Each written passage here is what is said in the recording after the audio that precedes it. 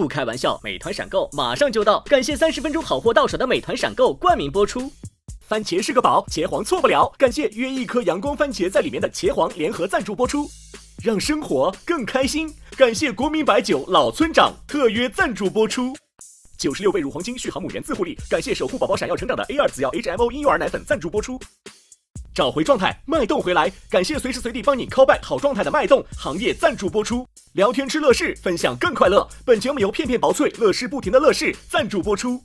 真好笑，真有机，本节目由3方认证真有机的海天有机赞助播出。目前毛阵营有4组完成了表演，而盾阵营有5组完成了表演。接下来的比赛会更加精彩。在他之前，我没有对谁的生气这么的着迷，觉得有一种特别被解放的感觉。这是我的礼物吗？我的生日还没到呢。我非常后悔没拍这个档。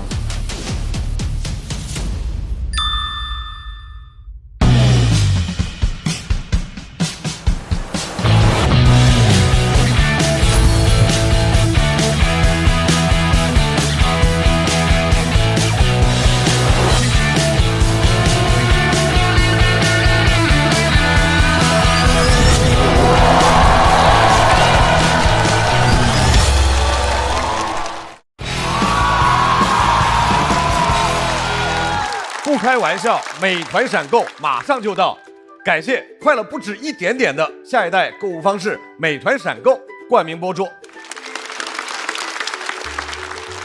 番茄是个宝，茄皇错不了，感谢约一颗阳光番茄在里面的茄皇联合赞助播出。让生活更开心，感谢国民白酒老村长特约赞助播出。欢迎各位来到脱口秀和他的朋友们第2季的第2赛段。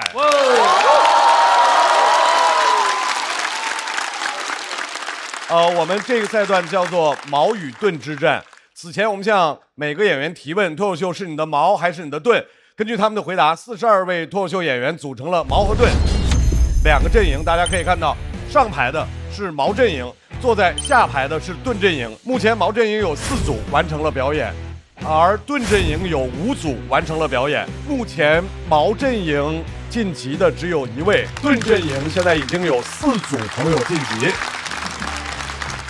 接下来的比赛会更加精彩。那么现在马上要出场的是来自矛阵营的朋友。这位朋友很有意思，他经常很愤怒，他甚至于愤怒的让人有些不能理解。让我们掌声欢迎这位一怒之下怒了一下的秋瑞。秋瑞，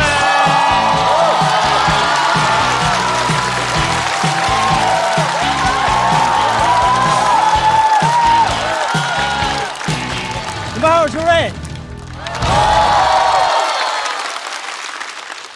我确实是个比较爱生气的人，有时候那股邪火一来啊，我自己都难以理解啊。我一失眠真着急啊，我开始骂自己。我说你上班时候不挺困的吗？躺床上睡不着了？这时候给那些经常失眠的朋友发消息，他没回我，我更生气了。连你都睡着了，当时就有点理解舒适了，想给张怀民打电话。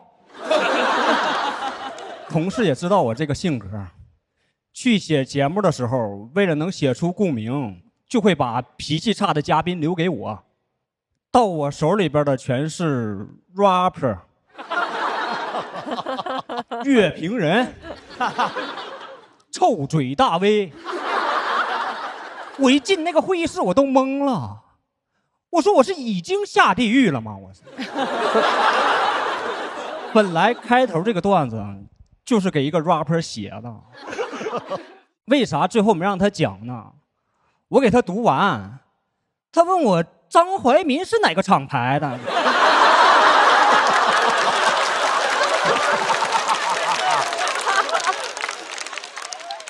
跟这帮脾气差的人工作不了啊，他们还吵架啊。我第一次当面看2个 rapper 对骂啊，哎，我在旁边说实话有点不想拉架，我只想问他俩为啥不发歌 diss 呢？我不是想激发冲突啊，我反而觉得解决冲突最好的办法就是比一下子。我们脱口秀圈这帮脱口秀演员为啥好管理啊？我们有排名。没节目之前，我们光雅线下的时候也是互相瞧不上。我就总问啊，为啥老让呼兰压轴啊？比了几年之后，呼兰永远是我最好的哥哥。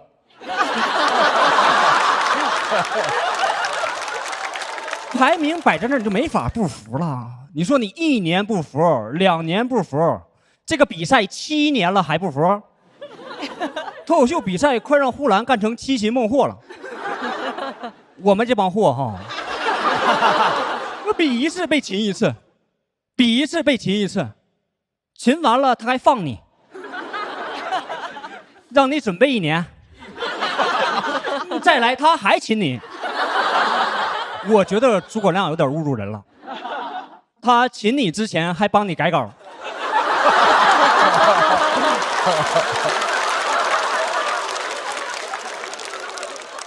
他比赛经验足哈，帮我们改稿的时候还鼓励我们哈，说没事儿，放轻松，我还没有稿呢。我一看他电脑确实是空的，就跟他去喝酒了。他回家熬一宿，第2天上台巨炸。我当时就觉得中计了，空稿计。哎，我这次来比赛有点理解孟获第7次出征时候的心态了。输赢很重要吗？真的，人一旦放下输赢之后啊，你视野都开阔了。你们也知道，这2年对面也有个节目，好多人都觉得你们是不是得争个你死我活啊，打出个死活啥的，那是老板们要考虑的事儿。我作为演员，只觉得又多了一个跳槽的机会。之前上节目还要海选呢，今年全取消了。反正你不让我上，我就上那边。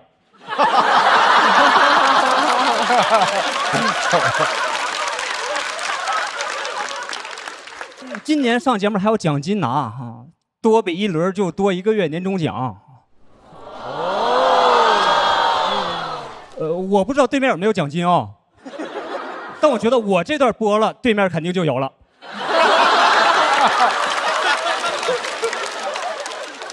咱就得让老板们打起来才有好日子嘛。咱过得最好那几年，不就是互联网大厂互掐的时候吗？什么共享单车、网约车 battle， 谁在乎过他们的输赢啊？两边 APP 我都下。我都嫌他们打的时间太短了，打到我死多好啊！我现在特别希望他们能在医疗领域打起来。在我生命垂危的时候，这边大喊600块钱换肾不是梦，那边2000块钱致癌免预约，给第3家整急眼了，大手一挥，我这边看30秒广告能复活。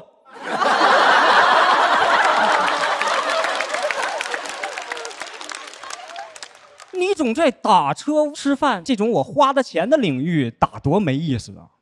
你们杀进房地产呢，把房价给我打下来。你要是6块钱卖我一套房哦，哎，就是盖一半烂尾了，我都说剩下的我自己来吧。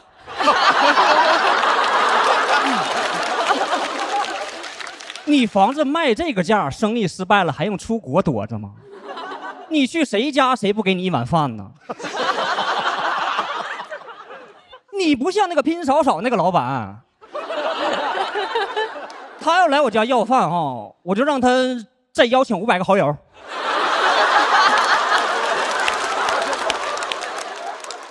别老教育我们打工人要有主人翁意识了。我现在不想当主人翁，我想当渔翁，鹬蚌相争里的渔翁。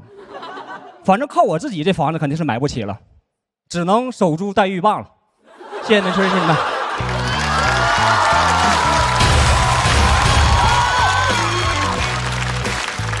周瑞锁票通道开启。再次感谢秋瑞给大家带来的表演。爱秋瑞，太喜欢秋瑞了。就是秋瑞每回这个他特别解恨，你知道吧？就听着那种感觉特别解恨，而且秋瑞每回那个小尖下巴颏跟鸡腿薄片似的，你知道，搁那梆梆弹别人。哎，但是真的平时爱生气吗？我觉得爱生气，我还能再写好几篇。哎呦喂，我觉得劝你养养鱼，你多看鱼就会舒心，因为鱼舒心啊。啊，然后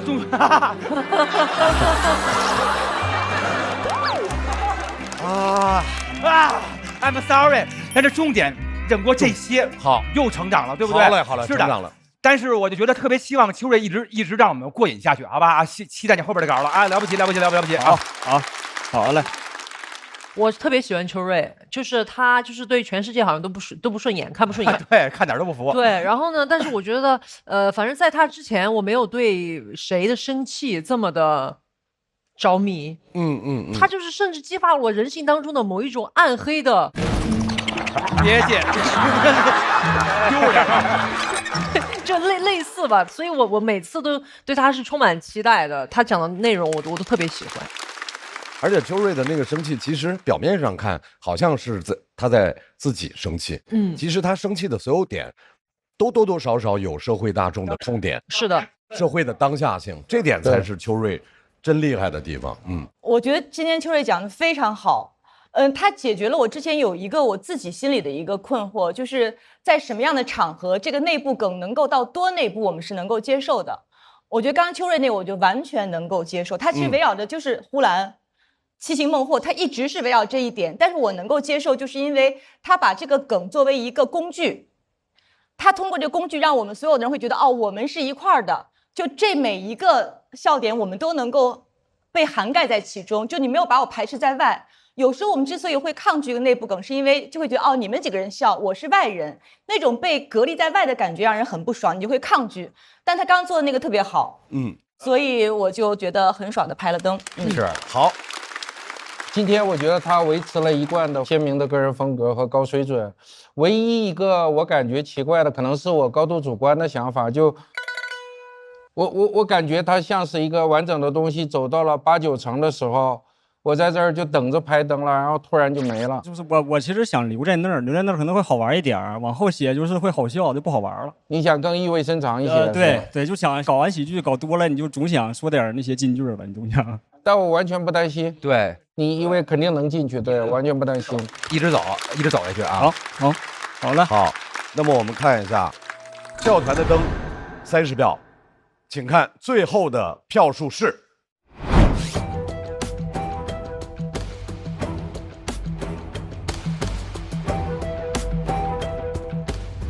哇，因为没有达到290票，所以现在盾组要开始抢麦了。我们现在准备倒计时。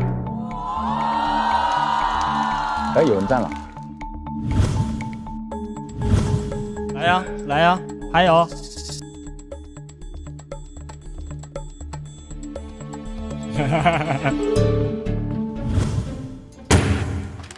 没有就来了。他感觉有一种等了他好久的感觉，就是。对于秋瑞来说，秋瑞觉得哇，真的好喜欢是你啊，对吧？就是因为这位朋友他有的时候怪怪的，有的时候还是怪怪的，但是总能在出其不意的地方让我们觉得好笑。掌声欢迎高寒。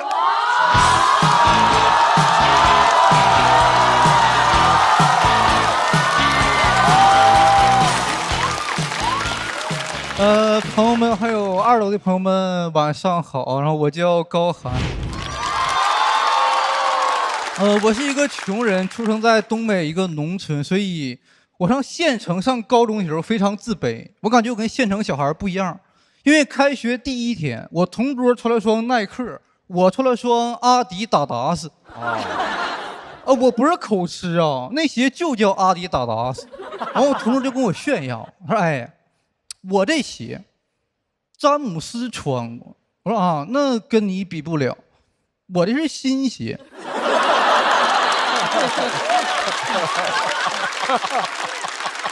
我谁也没穿过。我说别人穿过你就别穿了，多埋汰呀。但他非常不屑，他说：“阿迪达斯啊，你这甚至都不是莆田鞋，是假莆田鞋，是假的假鞋。我说假的假鞋，那不就是真鞋吗？哎，能穿就是真鞋呀。在我概念里，啥叫假鞋？就一双鞋买回家我一穿，我说哎，不是鞋，是巧克力呀。啊，这是假鞋。但是经常穿假鞋的朋友应该知道，如果青春期穿假鞋，那你人生完了。我同桌上课不听课，就盯着我的脚看，我真分不清。我说他到底是爱攀比还是恋足癖呀？我不理解他为啥对一双鞋这么在乎。他说高寒，我受不了假鞋，因为球鞋是我的信仰。我说你这信的是啥教？邪教？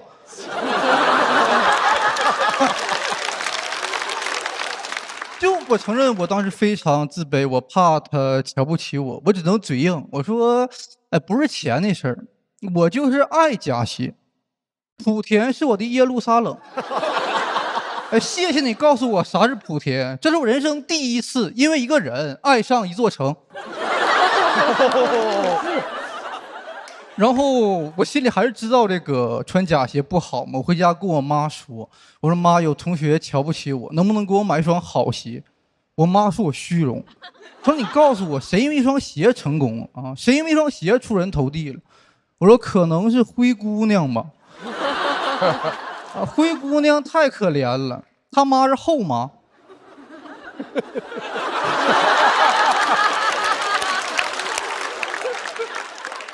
但是我妈说啥？我妈说儿子，咱不跟他攀比，要比咱就跟他比学习。我说你不是说不攀比吗？然后我妈说了一段让我铭记一生的话，她儿子，咱家就是穷，妈这辈子就这样，所以你得学习，你让这个世界看看什么叫寒门贵子。我说对呀，我有啥可自卑的？我可是寒门贵子，他不过是个婆罗门小兔崽子。我一瞬间我醒了，我发誓一定要成为寒门贵子。第二天我跟我同桌说，我说我不跟你比鞋了，我要跟你比这学期期末考试的成绩。没比过。本来我们学习差不多，但是他补课了。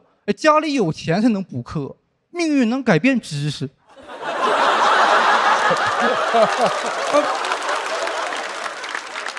我也想补课，但是那个课100块钱一节，要补课的话我就没钱买假鞋了，一节课上完就得光脚了，我无颜面对莆田父老了。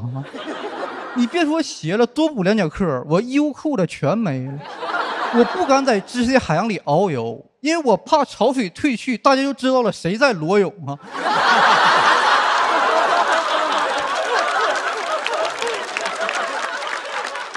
我真觉得太荒唐了，一节课45分钟，100块钱，可以说是一寸光阴一寸金，一节课1寸金，他氪金。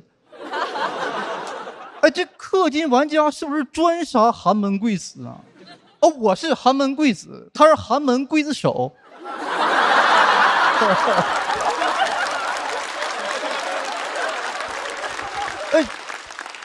他家真是太有钱了，就是其实他是一个官2代，他能靠他爸，那我能靠谁呀？我真越想越难受。我说这怎么，我就感觉自己配不上他，就跟他比成绩，就像跟他结婚，不是2个人的事儿，是2个家庭的事儿。所以我感觉我同桌他可能也不是说瞧不起我这个鞋，他是瞧不起我这个人。就算我穿一双真鞋，我告诉他，我说我穿的是真的，他也只会说一句，他说啊，真的吗？我不信。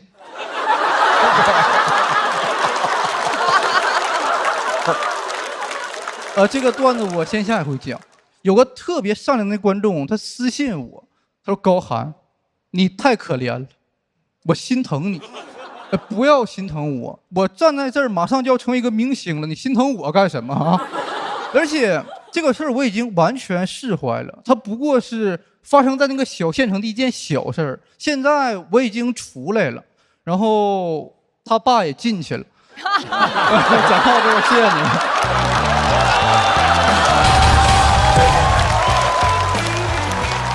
他就是又天真又纯粹，然后充满了那个矛盾，但是又不顾一切。我太喜欢他了。高寒的锁票通道开启。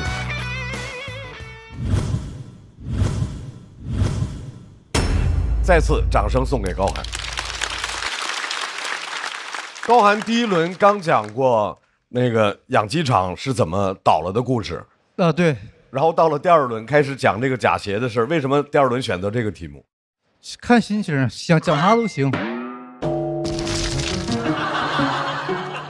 我觉得在这场2个人比赛当中，我觉得高寒其实他表现是更好的，但其实有一点他最后处理的非常好。就我听到2/3的时候，我其实开始是有点难受的，但他最后那个梗就把我这个难受给破了。我觉得这是脱口秀他特别好的一点。我就指望这梗呢。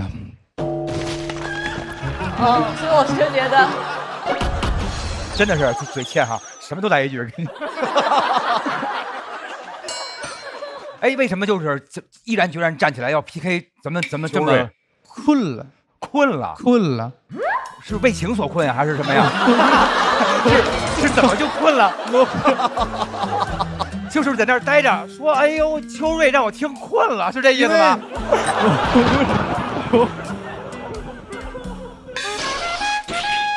我去年说了，我一直在躺着嘛。我今年的生活还是没有变，我还是一直在躺着。然后我下午也在那录，我就感觉有点累，我想就是赶紧能休息。我在那老紧张，我就想下一个会不会抽到我什么之类的。就是想释放啊，释放啊，明白。对，你总结的非常好，和高寒对话，很艰难，没事。罗老师，我刚才听的时候感觉好像有一些气口啊，节奏好像没有特别丝滑，是吧？是我就是紧张，我不知道，我以为我站那个台上已经站了，这是第4次了，但是我还是很紧张，我不知道为啥。你本着这次这么强，有什么不自信的呢？因为其实我判断不了。我判断不了我们是不是能接受你那么高水准的文本。那不，哎，卢老师，你不能把我的心里话说出来啊！我不，哎，他就是我得老带着一股高傲啊！我不知道这个观众能不能就是接受，因为我是那种如果观众不接我的话，我就是会凉整场那种，所以我就也害怕。由于你说的类似原因，可能有一些没有特别丝滑表演上，但文本仍然是无敌的，特别精妙。那也没到那个程度吧，那你要这么凡尔赛的话，我们被迫说一些心里话了啊。就中间也有些烂梗就是这粒老鼠屎很神奇的没有坏掉这锅汤，对。但真的这个文本特别精妙，非常好。对。我作为观众，我是特别乐于看到秋瑞跟高寒之间的这样的一个对抗，因为在我心目中当中，秋瑞非常狠，然后没想到高寒更狠，高寒也很狠。对，所以我觉得他们两个在一起比拼，我觉得特别有意思。另外一个，其实我在上一场的时候，我就发现高寒说话的一个他个人的特点，动作和他的一个。有点口音着，我在想为什么这个感觉这么熟悉呢？我就一直在搜索我的脑容量里面，我是不是有这样的朋友？谁？那个人叫李荣浩。真的，他说话跟他好像。是吗？李荣浩说话就是这样，而且他也喜欢有一些梗，然后他也喜欢开玩笑。我这个真是自卫，就是防御，我真就是紧张，我这个不是要攻击谁。对你这身板也攻击不了谁啊。是。小四爷怎么评价今天高寒的这个？就是因为上一轮他是讲他是个富二代，然后我是个穷二代，然后 PK 我赢了嘛。然后没想到他可能就转换思路了吧？可能，对，这都连着的，破完场就直接就穿假鞋。穿假鞋不是你家里破产的时候你多大？6岁。对呀，所以其实严格意义上他是富二代还是穷二代有点模糊。感觉他的经济水平确实忽上忽下啊，可能是。我想听一下海源老师对于高寒这段表演的评价。高寒那种气质非常特别，然后就是他看起来在讲他贫穷，但是他其实文本里面有一种卖弄感。对，就是他在卖弄他对文字的那种运用，然后所以有一种非常特别的气质，厉害。好的，谢谢海源。这个事儿在我高中真实的发生，然后我确实也自卑。我现在也有时刻会自卑，但我不管是曾经的自卑还是现在的自卑，我都老忘，因为我现在过得很幸福。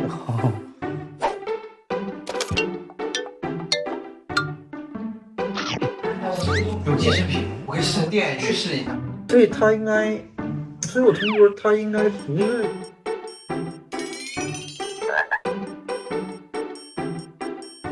我是一个穷人，但是录节目，因为要录节目。不知道他在干嘛，但是你又觉得很好笑。他平常说话也这样，特高调、特拽、特狂，但他本人又是那种病殃殃、懒懒的样子。都很厉害，但是一定会有去留。来，秋瑞，请回到台上。秋瑞和高寒在校团的票数当中差着1灯。哇哦，秋瑞和高寒的票数分别是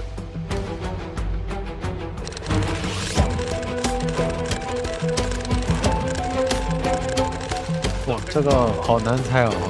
是，但才说10票。对，这说不准。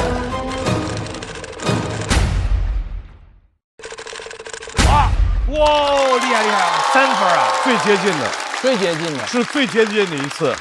强对决。我们首先要祝贺高寒顺利晋级。秋瑞需要在等候区继续等待。秋瑞，厉害！你这个卖卖唧唧的气质也太迷人了。你有点慌张了，慌张。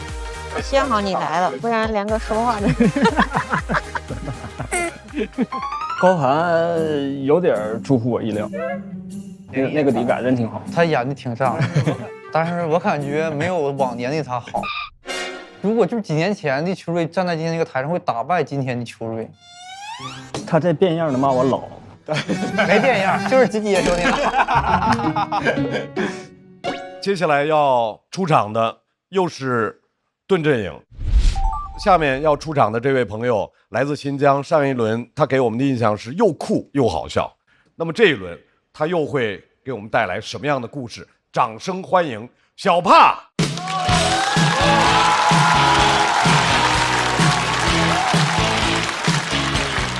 哎，谢谢啊！大家好，我叫小帕，我是维吾尔族。哎，谢谢。我觉得普通话特别难，真的，我一直在琢磨别人到底是什么意思。之前有一个女孩，她在厕所，她问我：“你有面包吗？”后来我才知道，面包是指卫生巾。但依旧到今天，我都坚定地认为，卫生巾这个东西，它就应该因地制宜的在新疆叫馕，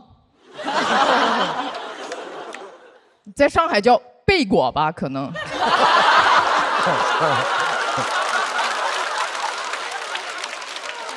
现在坏就坏在这个普通话好了。而我又是一个非常在意别人怎么说我、怎么评价我的人，所以我日常最害怕听到的一句话就是“小帕，我看过你演出”，因为我会很紧张，我不知道他接下来会说什么，他说什么我都会往心里去，我咬紧牙关，下颌线都会清晰一点，我就这么瞪着他。他但凡说句“小帕你还行啊”，我整个人立马就。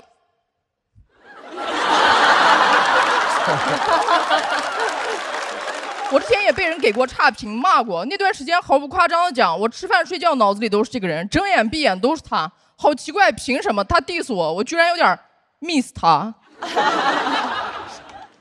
英语也还行啊。我日常生活里也这样，之前逛街看到一瓶擦脸油要3500块钱，我当时第一反应，哦，这么贵。我想那买不起，咱们蹭一蹭，看一看，长长见识嘛。我试了一下，才发现无论是质地、包装还是味道，我都好喜欢。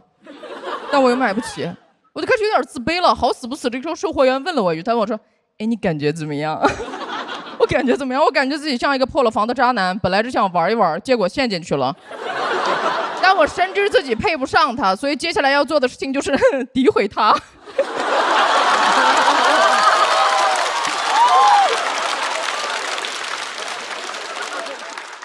他问我：“哎，你感觉怎么样？”我不可能跟他讲穷没有钱，对吧？我只能跟他讲，我说你这个东西啊，一般吧，普通，我们村都没人用。我就打算走了，心虚啊！当然走之前为了体面，还留下了一句渣男式的承诺。那句话你们肯定也听过，我说我转一圈再回来。货员人家道行深好吗？他看我要走了，啊，指着我的脸，看着我的眼睛，他跟我说：“哎，我发现你有点……”他这个还没有结束，我整个人就开始紧张了。但转念一想，大家想啊，我靠说话吃饭的，他今天要是敢骂我，我骂死他。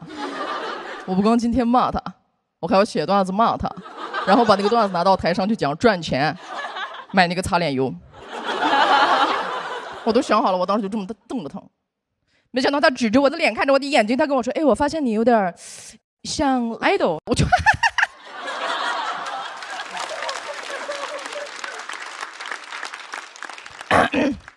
包起来。我祖上3代都没人用过这么金贵的护肤品。如果硬要说我祖上有可能有人用过同等金贵的护肤品，我唯一能想到的还是香妃。就这个擦脸油，它有魔力，我跟你们讲，我还没有把它拧开盖子往脸上抹，我仅仅就把它攥在手里啊，它就已经开始修复我了。它修复的都不是我的皮肤，它修复的是我脆弱的自尊。我特别容易因为别人的一句话就自我否定了。以前别人要是跟我说：“哎，小帕，我觉得你段子不好笑”，我可能就把自己关在屋子里一哭一天了。但是自从我把这个擦脸油攥在手里的那一刻起，胆敢再有人过来跟我说：“哎，小帕，我觉得你段子不好笑”，我第一反应都是我面上3500。我想炫耀，我想让所有人都知道，包括香妃。但我不好意思，因为炫耀这件事情我也会在乎别人的评价，所以炫耀在我这儿，它就跟暗恋一样，我怕别人看出来，我更怕别人看不出来，所以就只能那天晚上发那个朋友圈的时候，把那个擦脸油放在一个既显眼又不显眼的角落里，配文只能说一句：“今夜的风有些喧嚣。”这个擦脸油我只舍得用在脸上。我只舍得用在脸上，因为我觉得脸好看就行了呀，脖子无所谓哦，无所谓，我有的是高领毛衣。所以细心的朋友也能发现我的变美思路大概就是先让一部分皮肤美起来，再把另外一部分皮肤围起来，一些简单的面子工程，把钱花在别人看得见的地方。真的，我每次抹这个擦脸油，就毫不夸张的讲，我会对着镜子以我的下颌为分界线，我只会拿它来抹我的脸。如果哪天不小心抹着抹着走神了，抹到脖子上了，那种感觉太难受了，就跟抹了脖子一样难受。苦学普通话这么多年，就是为了这一刻，朋友们。擦脸油用完了，皮肤上说实话没有太多任何肉眼可见的变化。我琢磨为什么，后来琢磨明白了，面子工程嘛，注定是要烂尾的。我非常反思，我为什么会那么义无反顾地跳入这个消费主义的陷阱里？因为这帮鼓吹消费主义的资本家，他说话是真好听啊！我的天，我都不敢想我父母这么跟我说话。我小时候在家里想要点什么，我说妈，我想要，我话还没说，我妈就是要什么要，就你屁事多，别人咋不要？资本家一张嘴，你值得拥有。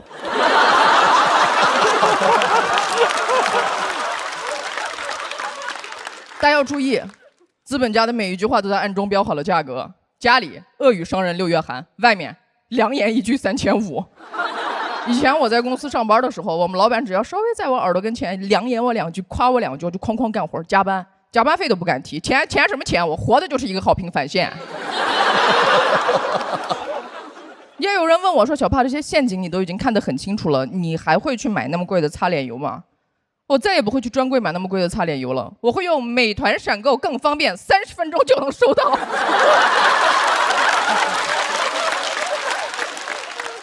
这句话也标好了价格。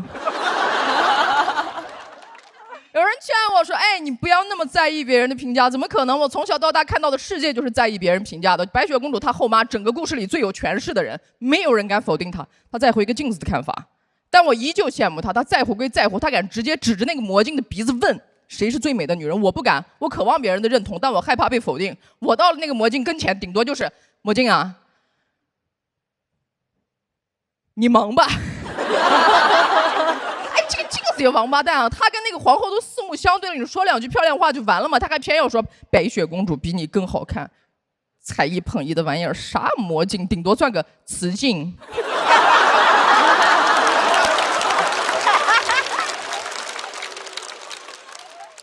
我尝试跟朋友诉苦，我的这种非常不健康的心理状态，我总是把我的自我认同建立在别人对我的认同之上。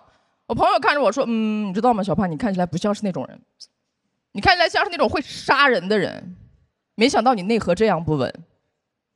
谁杀人是因为内核太稳了呢？那些真的能杀人的人，他也在意别人的评价呀。比如皇帝唐太宗，他也在意魏征的看法。他有多在意？他甚至说魏征是我的一面镜子，为此还写出了以人为镜可以明得失这样的句子。当年学到这儿，我脑子里就有一个画面：唐太宗天天跑到魏征跟前，魏征，谁是世界上最好的皇帝啊？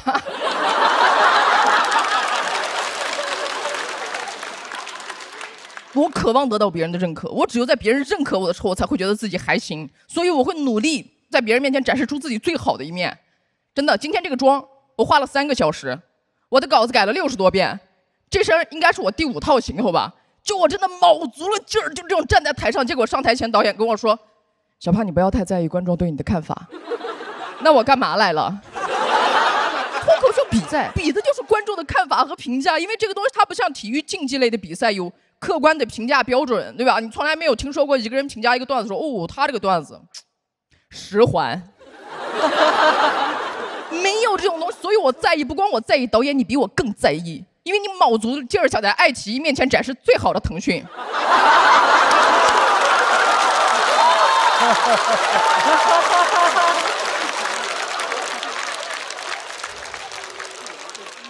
就这种卯足了劲儿想在对方面前展示自己最好一面的，何尝不是一种爱呢？所以这个 CP 名我都想好了，就叫疼爱 CP。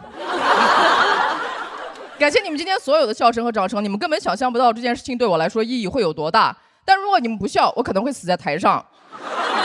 但我死在台上，你们也不用担心好吗？我不需要什么心肺复苏啊，什么除颤120 ICU， 我通通都不需要。找2个嗓门大的在我耳朵边上喊：“小帕，你段子好好笑，像爱豆。”加油，小帕，谢谢。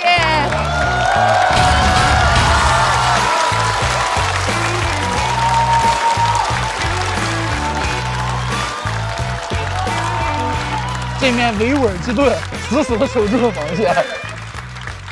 小帕，锁票通道开启。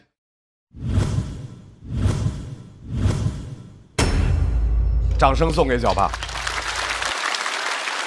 小帕在分阵营的时候，你为什么觉得脱口秀是你的盾？因为我特别易碎。真的，我虽然表面看起来不是这样，但我真的就超柔软。我需要有一个东西保护我，我需要有一个东西能让我躲在它后面，去远离这个世界一小会儿。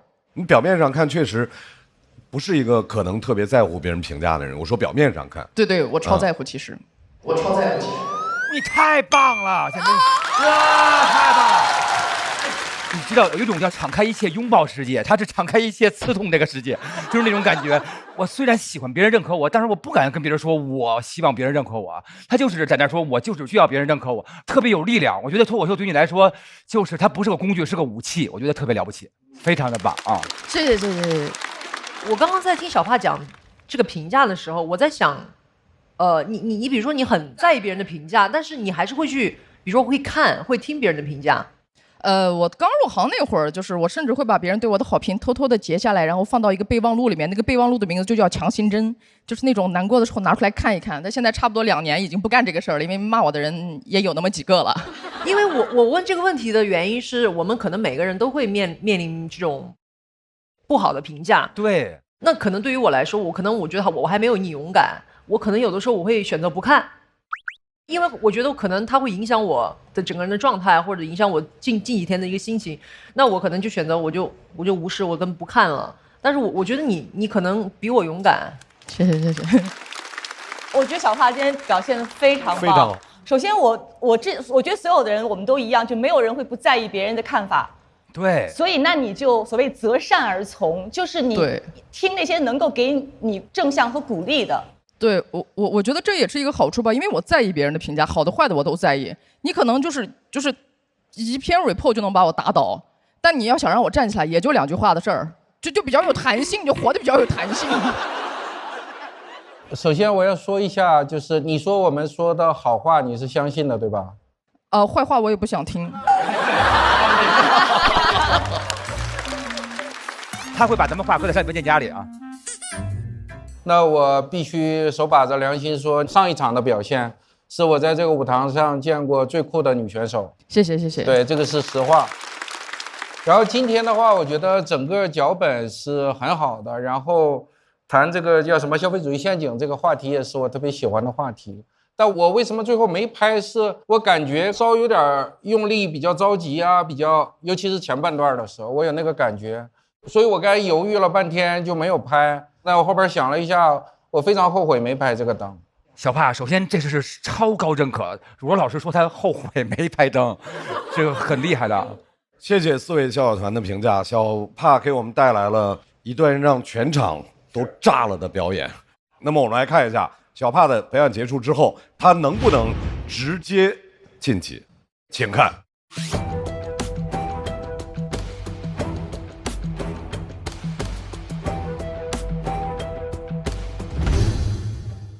那么接下来，毛组的朋友们，抢麦倒计时。哎，我们这么怂的一群人，等着抽球吧。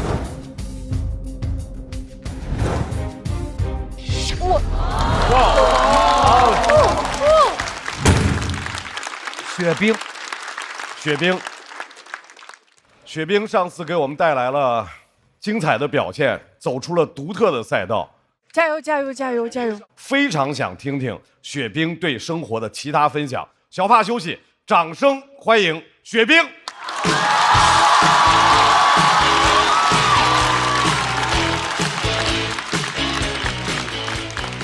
Hello， 大家好，我是雪冰。你们好，你们好。还是得先跟大家解释一下，这个胳膊是小时候一次意外，高压电啊。就咱不要紧张，好吧？你们紧张，咱是像募捐一样啊。松一点，松一点。确实啊，有的朋友刚看到我有点紧张，我也理解啊。可能也不光是因为胳膊，我这个人就是长得有点凶啊，而且说话的时候不自觉的呢喜欢皱眉，一皱眉显得人更凶了。之前其实想过一些办法，想解决这个问题。真的，我特别希望就是我一上台吧，给大家一种可爱的感觉。这就是我想到的办法。我上一轮表现其实还不错，然后讲完了呢，下台就有这个演员呢夸我，说：“哎呀，斌哥呀，演得太炸了，你演这么炸，我们怎么接呀？”我说：“不好接是吧？”他当年医院的大夫也这么说的。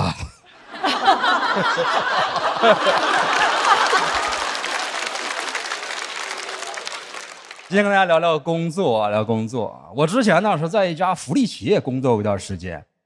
给不了解的朋友大概解释一下，福利企业呢是这个由民政部门主导设立的，以集中安置残疾人就业为目的的社会福利型企业。它安置残疾人的比例呢不能低于25%，然后人数呢不能少于10人。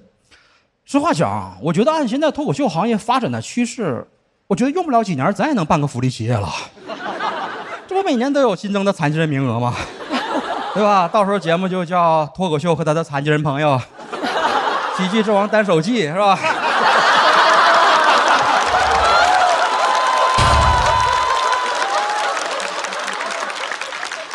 真的想想就刺激是吧？到时候让黑灯当董事长，小佳当 CEO， 我给他俩打下手，当左膀左臂是吧？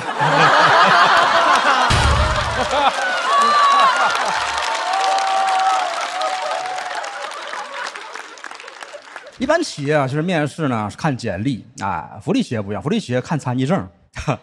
现在这福利企业，我这个残疾证啊，可比一般的简历啊耀眼多了。什么3岁琴棋书画呀，16岁清华北大呀，我5岁摸高压电啊，相当耀眼。但其实进厂容易啊，安排工作不太容易。确实适合我的工作不多，大部分都是手工活。然后呢，老板想来想去呢，给我安排了一个管理工作，让我管理车间。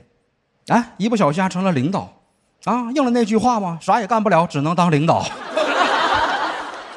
刚开始还有点膨胀啊，我心说，我当领导，那还不得一手遮天呢啊！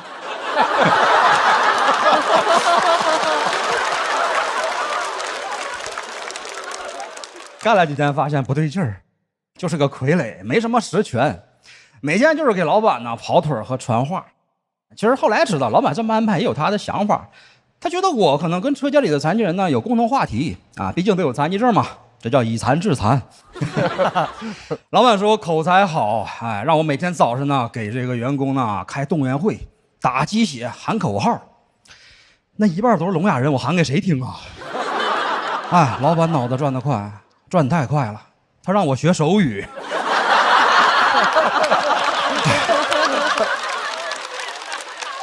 啊，多荒唐！让我学手语。我说老板，你不怕我学完手语以后说了上句没下句啊？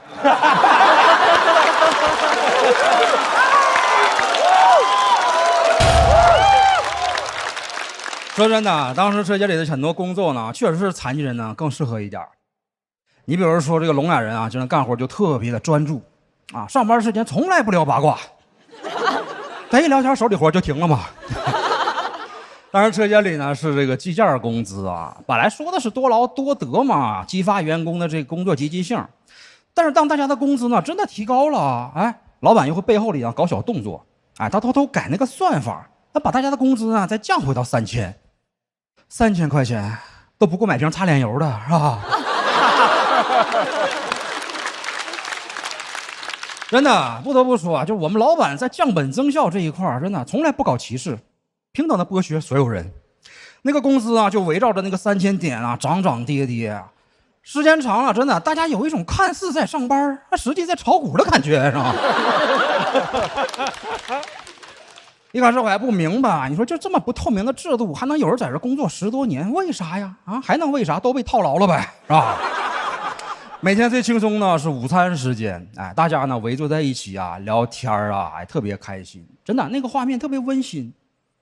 你就感觉像是杨过领着江南七怪团建，真的，有时候我就想，你说就我们这个豪华阵容，那随便找个步行街一趟，不得月入3000吗？是吧？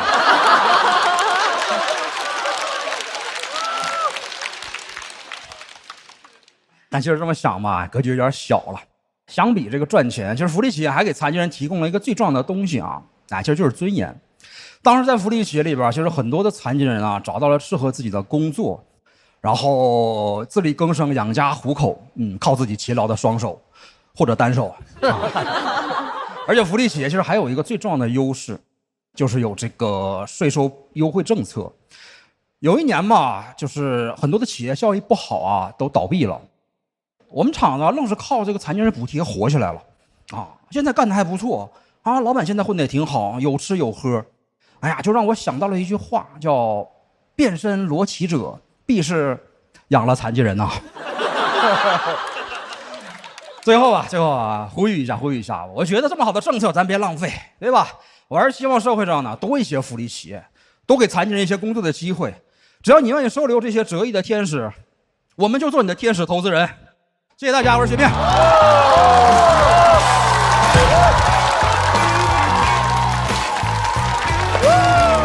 哎，咱们这边有戏了。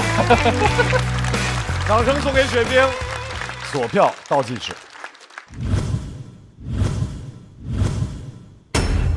再次掌声送给雪冰。你选阵营的时候是选的毛？我选的是毛，对。为什么？因为我觉得我其实现在我不小了，我86年，今年已经快40了。我觉得前半生都是在隐藏自己，或者说在就是尽量想方设法的把自己藏起来，不让大家看到吧，因为都有那种就是像病耻感那种感觉。但是我觉得讲完脱口秀之后，我想开了啊，我觉得我想后半生活得勇敢一点啊，我想突破一下自己吧，勇往直前一点。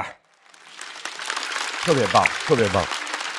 大老师开灯的瞬间是喜剧单手记，我快笑炸了，然后大老师就疯了，我真的是笑得我鼻泡都快出来了，刚刚那一下，不是太厉害了。然后还有那个后边那块也太逗了，说那个弄手语有上句没下句。就我刚才纯从逻辑上有点纳闷，因为我没学过手语嘛。如果只有一个打的话，是有一上句没下句，还是会影响偏旁部首，还是就比如说会不会把徐浩伦打成预告 B， 或者是说那个对联只能打上半联，就是下半联没有。这个解释一下，严格来讲，其实是一个手，就是有些词就是打不出来的，没有那么严谨这个段子。他能把悲惨的事儿让我们笑得毫无负担，这个是特别厉害的功力。是的，是的，而且我觉得他文本是很缜密的，非常缜密的。而且雪冰本身，因为我们是在台上4个人像看连续剧一样，有第1集铺垫之后，其实我们是已经没有负担，然后加上他本身特别有喜感，很亲切，所以我觉得非常非常的棒的一次比赛。上一场你表现也特别精彩，哎，感谢。然后这场比上次还有突破，因为一般选手们打比赛的时候，战术上会把第1场弄最强的，比较炸的一个，然后第2场会下来一点点。对，但他第2场更强，所以我期待你后边一路能越来越强。好，感谢。重点是在于，我觉得哎呀，就是有一个给人力量，特别释放。因为很多那个脱口秀还有讲笑话、幽默都是先制造紧张感，然后成释放。你直接上来就有一个这个是吧？对，直接一点嘛。再次把掌声送给张老师，我还最后说一句，雪冰，哎，我最后再说一句吧，就是我觉得给我们这个毛阵营的加个油吧，就是鼓个气儿吧。咱是毛啊，怕什么呀？对不对？咱得干他们盾呐，是吧？希望大家后边给点力，好吧？来，小帕回到场上，我们来看一下毛阵营和盾阵营晋级的局面会不会有所改观。来看一下小帕和雪冰得票情况。雪冰得赢了，我们觉得小帕赢。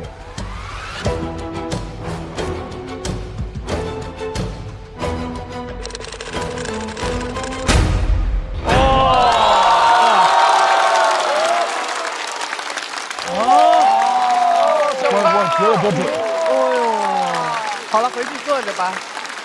恭喜小帕274票成功的晋级到下一轮，雪冰266票，非常优秀的成绩。再次把掌声送给雪冰和小帕。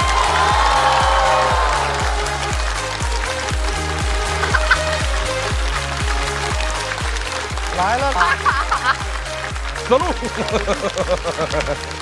太了不起了，太了不起了，给大家打个厉样害，太棒了，太棒，挺好。确实有很多的一些残疾人员工觉得我好像自己不行，我不自信。我也挺希望，其实通过这篇稿子，能展现出自己的一个自信的状态，让他们知道，就是咱们其实什么都不差啊，只要拿出自信来，好好干，在很多的领域里边，我觉得都能表现得很好。希望能给他们带来力量吧。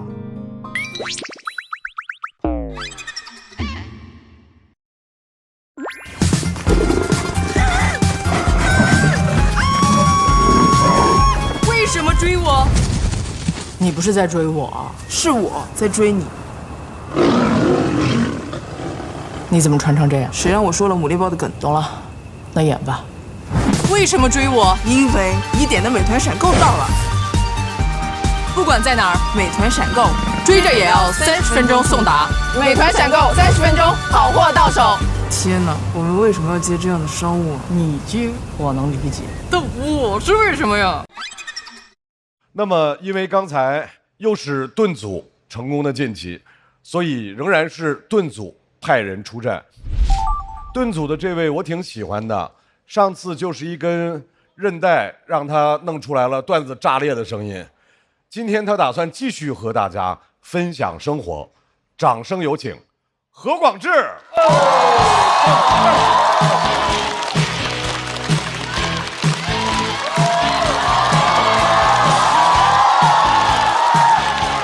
谢谢，大家好，我是广智。好嘞，可以了，非常谢谢你们真的热情啊！大家应该能感觉得出来，就比赛挺让人焦虑的嘛。还好去年我学会了喝酒，喝酒确实会让很多事情变得简单。我天天纠结我的脱口秀受众都在哪儿呀？都在酒里了。真的喝了半年，特别的开心。去体检，甲状腺结节都没了，然后脂肪肝了。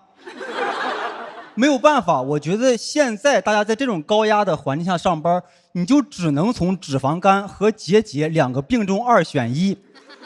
但话也不能这么绝对啊。我也有同事是那种绝不委屈自己的，有情绪就要发泄出来。他就没有脂肪肝，也没有结节，然后现在也没有劳务合同。我选脂肪肝，因为这听上去就是个富贵病。我们老板就有这个病。他平时吃的太腻了，因为脱口秀蛋糕都让他吃了。看到老板那个报告，我也纳闷儿，我说我们付出的不是血汗吗？怎么到他那里成油水了？我朋友说很简单，这个工艺过程叫压榨。我还回忆，我说这压榨是化学反应还是物理反应呀？我朋友说这得向有关部门反映。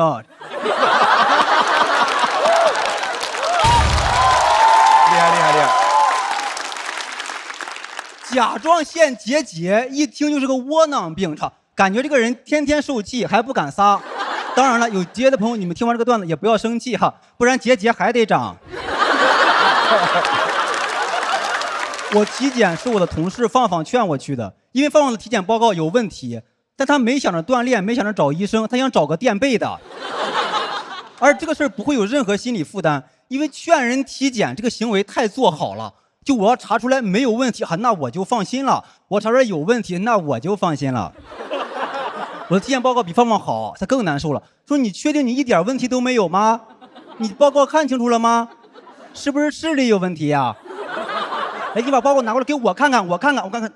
你看，你还说你自己没有问题，你偏瘦，你完蛋了！再这么发展下去，穿衣服有你好看的。你们肯定好奇放哥到底查出来啥了，让他如此担心。就别的我不知道，良心肯定是坏了。但我发现我能理解放，就为啥我的报告没有问题，因为有问题的我没给他看，我怕他一高兴我病再好了。我有轻度脂肪肝，我发现我看到报告之后的第一反应竟然也不是找医生，我是找毛豆。够用了，真好使。因为毛豆那个体型一定是脂肪肝，他那个脂肪肝都不用激光扫，余光一扫就行。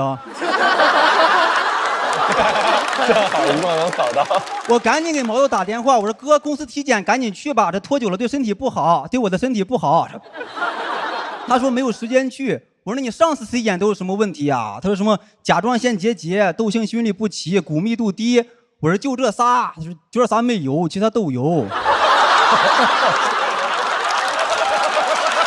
全都有，还有毛孔。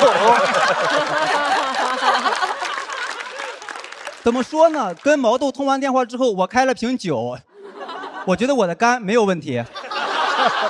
就我现在喝酒只跟脂肪肝一起喝，下酒菜不用什么花生瓜子，来个毛豆就行。毛豆是重度脂肪肝，就怎么说，就只要他还能喝，我就没事儿。他应该喝不过我，他要能喝得过我，应该活不过我。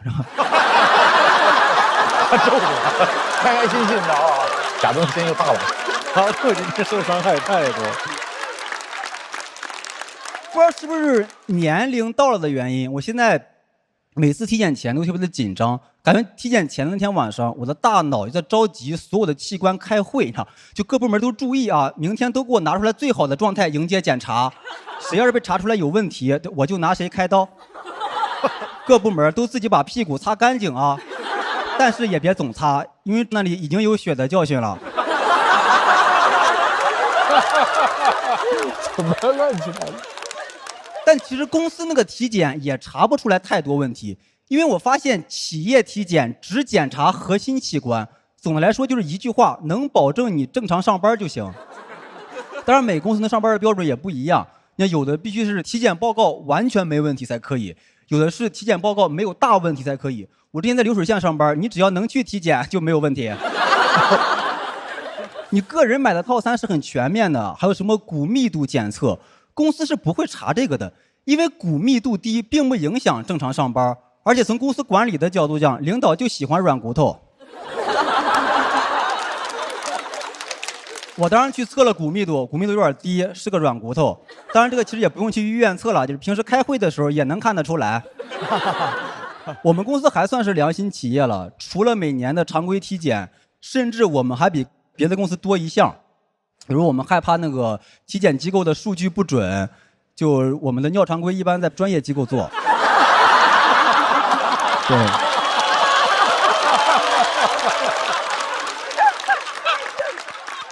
我们也很谨慎，就害怕谁不小心一泡尿给行业浇灭了。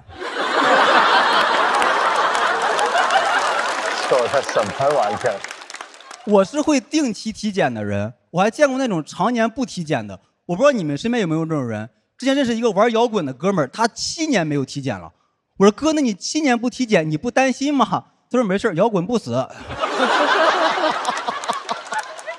我说那你不害怕生病吗？我没病，是这个时代病了。聊不了。你确实也很难想象玩摇滚的去体检是个什么画面。他必须得不在乎，他要在乎的话，他就不酷了。就比如医生给他量血压，说：“哎，你这个血压有一点高，你就说燥不燥就完了。”而你玩摇滚，什么病都没有查出来，也很尴尬。拿机器一扫，一个结都没有。不是哥们儿，你的愤怒呢？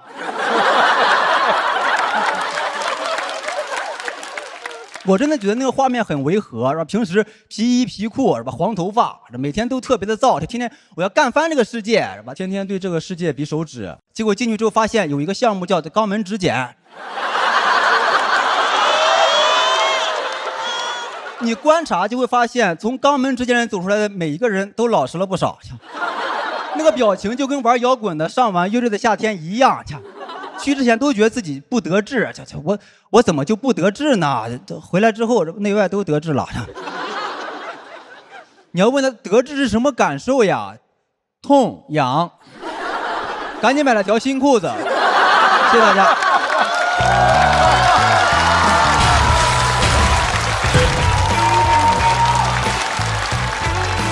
他玩文字玩太厉害了，这感觉应该玩很久了吧？哦，厉害！冠军！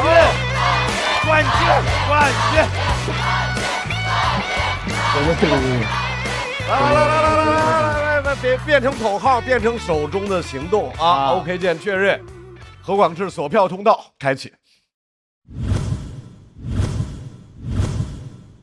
再次掌声送给广智。哇塞！我当时在想，我说要汪峰去体检去，太逗了。人家问他说：“王老师，您最近是不是有疲惫？”现在我有些倦了。我本来写了一个把我埋在春天里的梗什么的之类的那种，是吧？我就觉得一定会有这些好玩的延伸啊。然后，哎，怎么做到的？怎么这么密啊？这个梗，觉不觉得广智这一季比上一季大突破？我觉得这要成仙了，这个人已经要。没。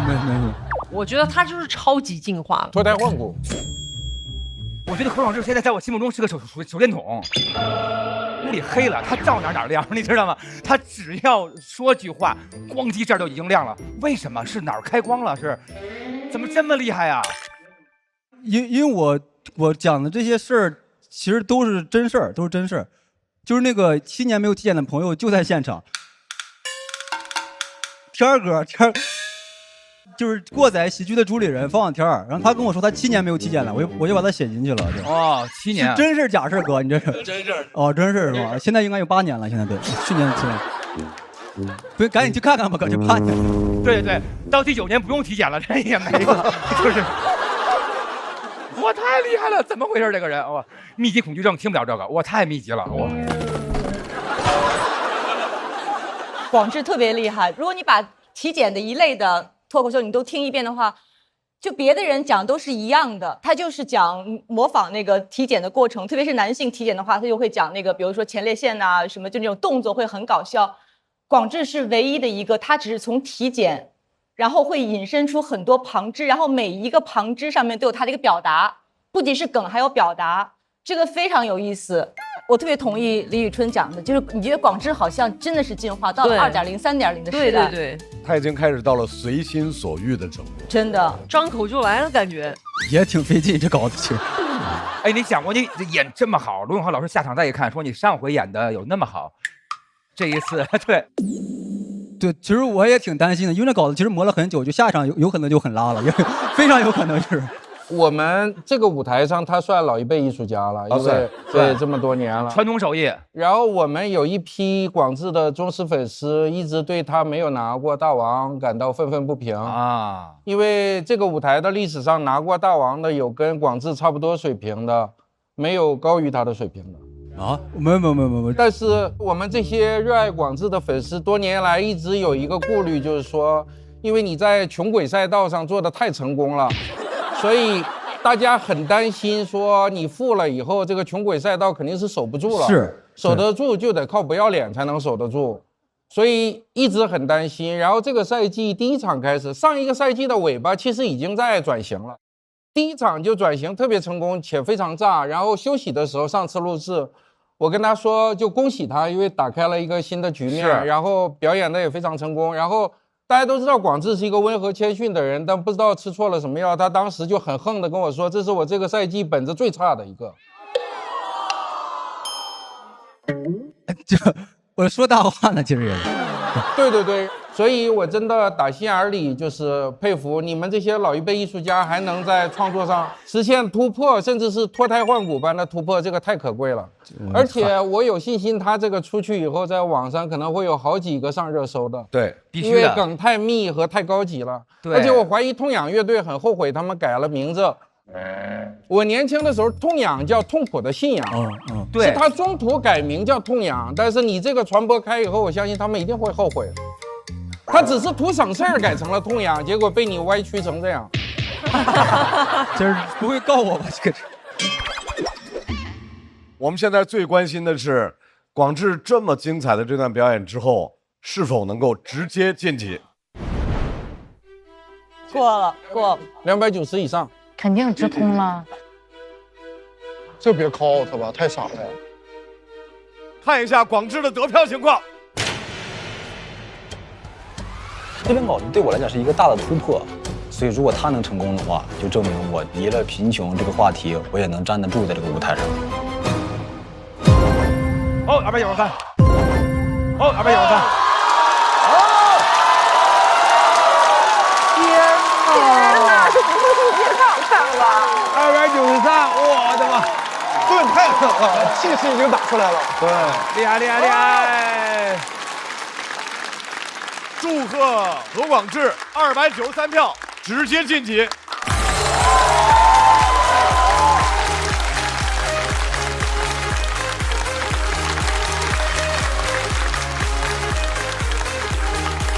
太牛，彪哥，你忒牛！哎呦喂，还得是教练，还得是教练啊！我觉得广智给了我一个很好的榜样，就你不要拘泥于之前一些好段子对你的束缚里边，你大胆的挣脱。广智一直崇尚的是技术，他不崇尚所谓天才给他的一些灵光乍现的东西，他觉得只要我的技术达到一定水平，来一个60分及格的灵感，我都可以给他加工到100分，所以我很佩服他这一点。哎，怎么全是盾？目前为止，毛阵营只有姜子浩，毛要加油。马上出场的仍然来自盾阵营。这位朋友大家很熟悉，他是一个自媒体的博主，去年是美食探店，今年他把探店的领域延伸的更加广阔。毛豆，掌声欢迎毛豆。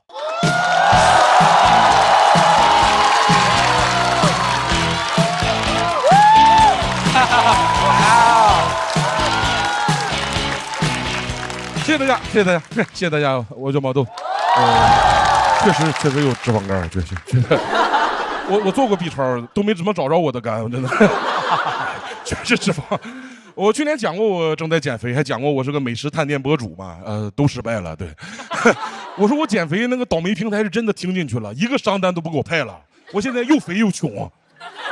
导演也很着急，最近在上海比赛，导演跟我说你要不挑战一下最近上海很火那个埃及木乃伊。我说上海是洋气哈，吃的越来越杂了。他让我去的是一个去年非常火的一个埃及展，各位有去过的吗？很火。我前两天刚看完这个展，怎么讲呢？干货满满，真的。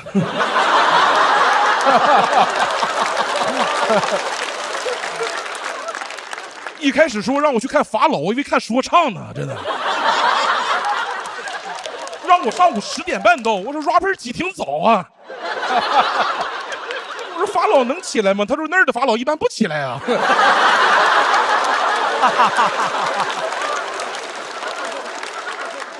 突然去博物馆，我那观众打开我视频首页不得吓一跳，东北麻辣烫、西安肉夹馍、埃及木乃伊，毛豆确实不挑食啊。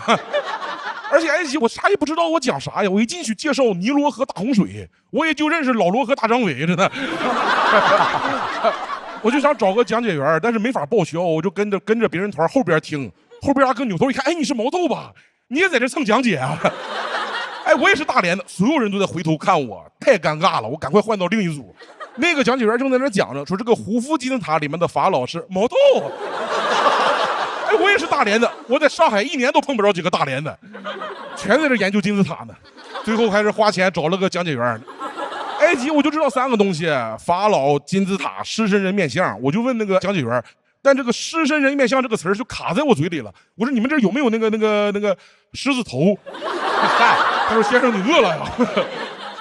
讲解员确实很专业，但那个大哥他也太爱互动了，真的。他在讲解埃及的绘画，从那个中世纪以来衰落了很久，到什么时候复兴的？来，莫豆老师，你说到什么时候复兴的？我说他到去年嘛。在画上画的是埃及人坐在路边喝啤酒，我说我看着我都吓一跳，我这画的是巨鹿路啊，这是。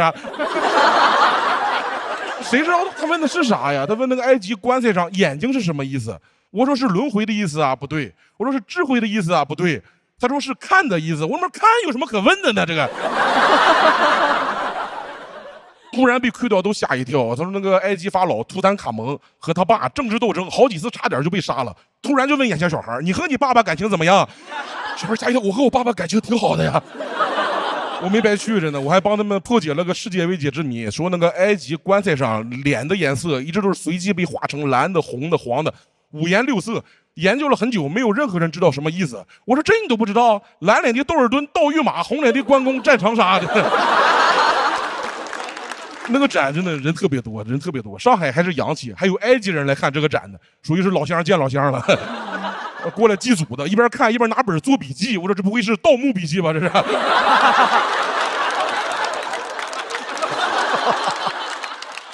现在好说，还说好多明星都过来看过，来看木乃伊。内娱确实没有什么活人感。最可惜是一对情侣，太可惜了，在我前面他们看着看着，突然就亲了个嘴。我说你们是从哪起的情绪呢？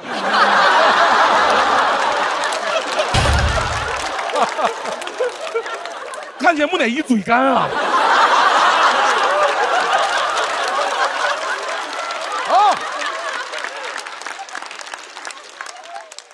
大部分都是大爷大妈，有的大爷听不太明白，就爱抬杠。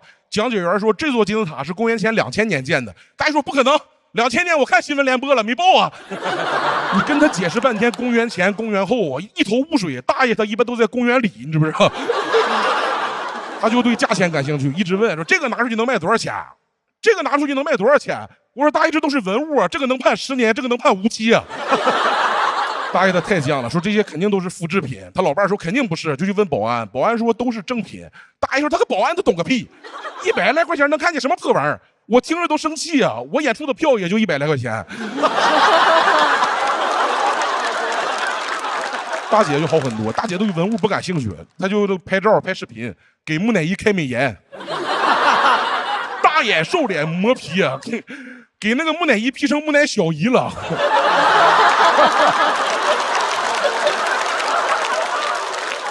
这你别说，木乃伊长得瘦确实出片。法老塔在那打麦打麦。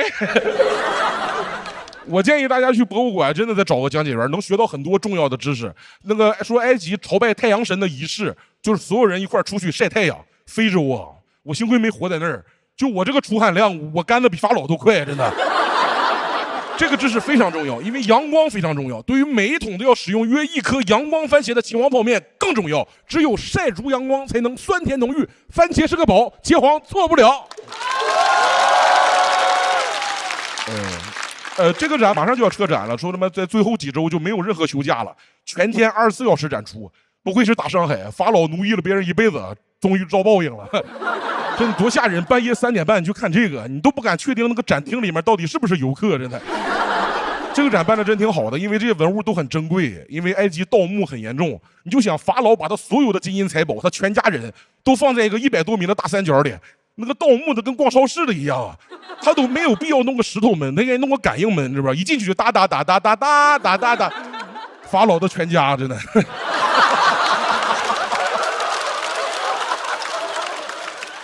甚至末代法老会直接把别的金字塔里的陪葬品拿出来自己用，转转。光盗墓就算了，以前欧洲人还会吃木乃伊，这是真是，本来都几千个，吃的就剩几百个了。这是不拿法老当干部，他拿法老当干粮，真的。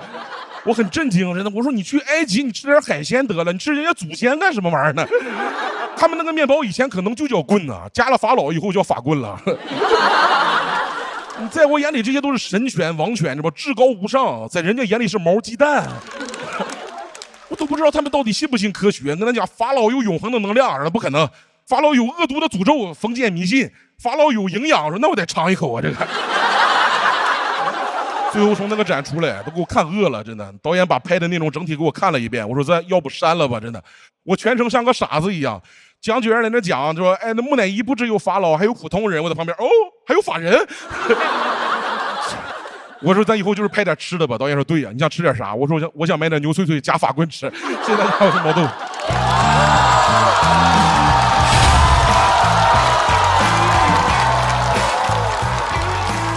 来，毛豆的锁票倒计时开启。再次掌声送给毛豆。毛豆，你是为了写稿去逛的？对，还得了腱鞘炎，不是腱鞘，跟这肌腱炎，就是那个跟腱那儿就发炎了，肿了，艺术绊了我一脚。毛豆就是每回演出，我就感觉我浑身每个细胞都在笑，你知道吗？就感觉太开心了。埃及毛豆是我的idol，然后呢，所以说我觉得你是我的idol，好吗？毛豆特别吸引我的就是说，甭管你多高尚、多高级，好像万人都崇拜的一个东西，他都给你邦叽一下拉到脚底，就是说成我们大家然后平时都会说的那种东西。我觉得这是我最喜欢他的点，他能破坏一切精英的感觉，就是我太喜欢了。罗老师，您觉得怎么样？毛豆这回无敌。对，这个舞台上能量。作为怎么说呢？作为这个喜剧演员，能量跟摇滚歌手比的也只有你和贾浩了。就他们这个能量是像推土机一样的。而且我觉得这期的文本是有突破的。你当年刚出道的时候，我们都觉得很惊艳，那个鲁大肠那些，但那个时候有一个错误的认知，是觉得你只能基于生活来创作。现在基于观察创作也没问题，这是非常宝贵的。那就后边前途无量。对，谢谢。豆豆，你怎么起这么早？要看法老。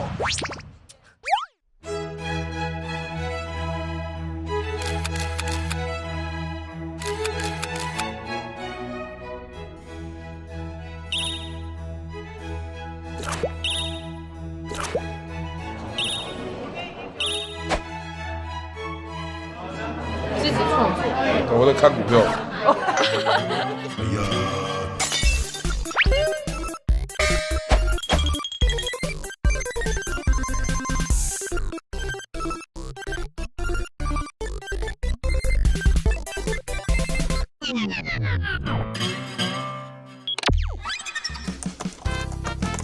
哎，秋水，捣鼓啥呢？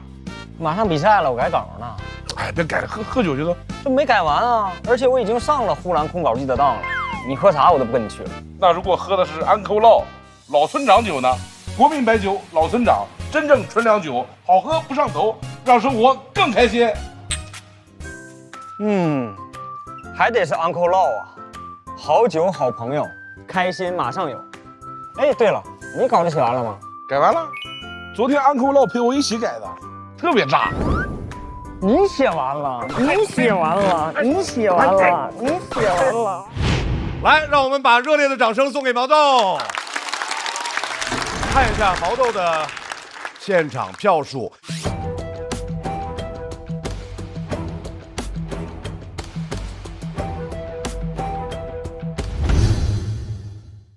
好，毛组开启抢麦模式，倒计时。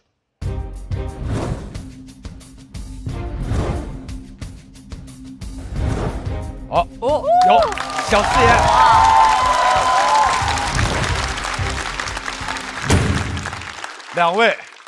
两位很厉害，小四爷和小齐。来，小齐先说你挑战的理由。我们是毛啊，姜子浩好孤单呐，感觉他只有一个人，而且我特喜欢毛豆老师，我也是东北的啊。好，理由一样，就是我觉得我们毛得勇敢一点啊。毛要勇敢一些。那么现在小齐和小四爷，你的选择是？小齐，好，加油！掌声欢迎小齐。